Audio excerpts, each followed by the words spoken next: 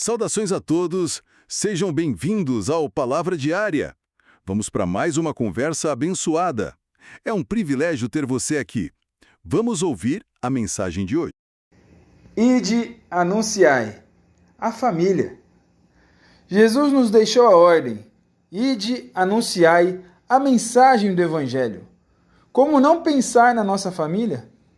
A Bíblia nos ensina em vários momentos sobre o cuidado que devemos ter em relação aos nossos. Primeira carta de Paulo a Timóteo, 5, verso 8, nos diz: Mas se alguém não tem cuidado dos seus, e principalmente dos da sua família, negou a fé, e é pior do que o infiel. Outros livros destacam essa importância, como Provérbios, Salmos, Efésios.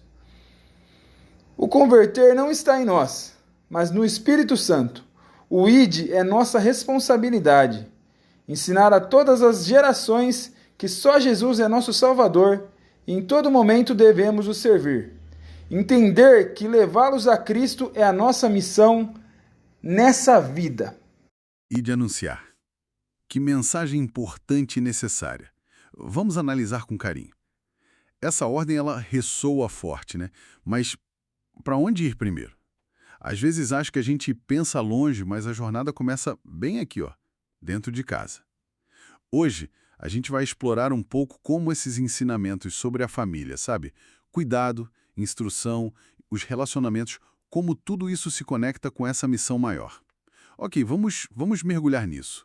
Parece que tem um peso, assim, bem especial no cuidado com a família, né? Uma responsabilidade que não dá para deixar de lado. Sem dúvida. Tem uma passagem lá em Timóteo 5,8 que é bem direta sobre isso.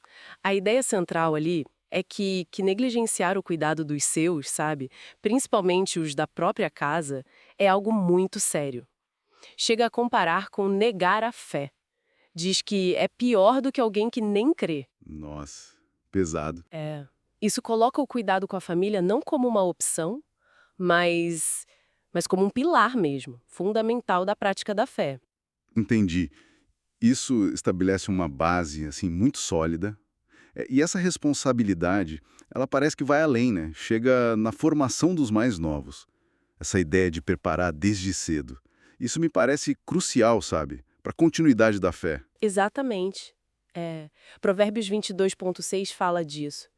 Diretamente, instruir a criança no caminho que ela deve seguir.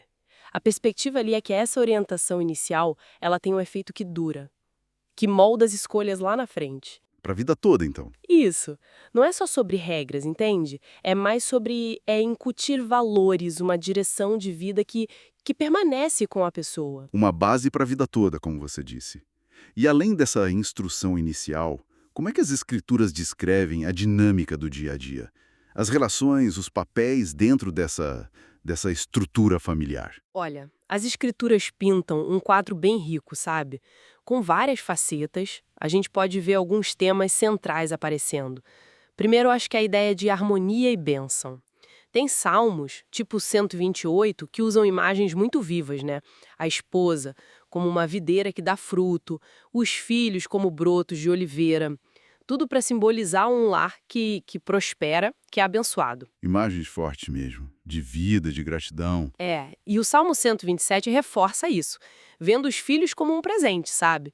Uma herança valiosa do Senhor. Muito bonito. E quanto ao relacionamento central, o casal, como fica? Aí a gente entra na dinâmica conjugal. Efésios 5:25, por exemplo, coloca um padrão altíssimo para o marido, né?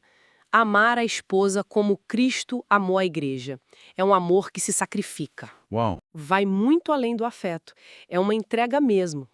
E lá em Gênesis 2,24 fala da união que forma uma só carne. Isso indica uma intimidade, uma parceria muito profunda.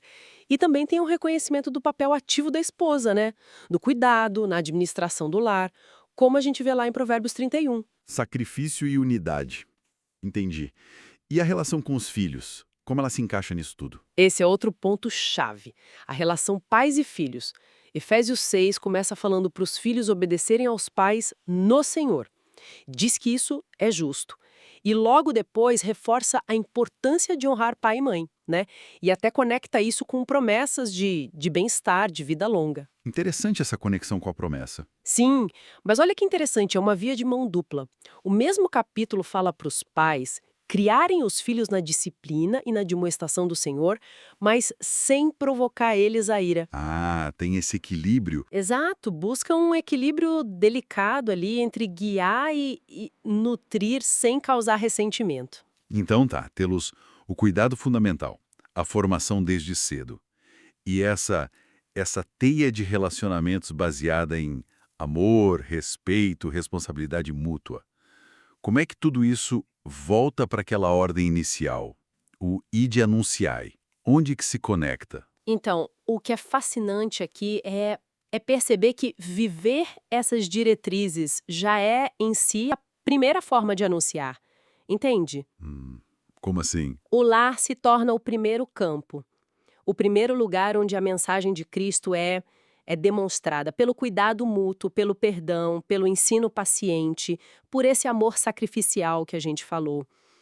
Cumprir essas responsabilidades familiares do jeito que as Escrituras descrevem, isso constrói o ambiente onde a fé pode ser compartilhada de forma genuína, onde ela pode ser vivida, né? Faz sentido.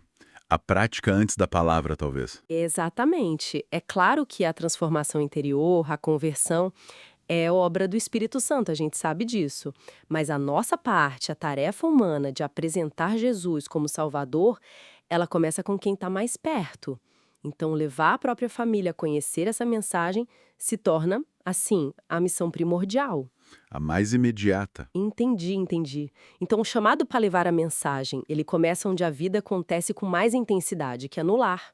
É sobre cultivar um ambiente de fé através dessas relações, cumprindo os papéis que foram designados, não como um peso, mas como parte essencial da nossa missão de vida, inspirada nesses ensinamentos. Precisamente. Essas orientações sobre cuidado, instrução, os relacionamentos, elas não são só um código de conduta para a família, sabe? Elas são a estrutura vital para uma fé autêntica. E a base indispensável para a gente poder cumprir o chamado de compartilhar as boas novas, começando por aqueles que Deus colocou mais perto da gente. É ali que a fé ganha corpo, se torna visível. Uma perspectiva muito necessária. Hoje ficamos por aqui. Se inscreva no canal, compartilhe essa mensagem e até a próxima. Deus abençoe.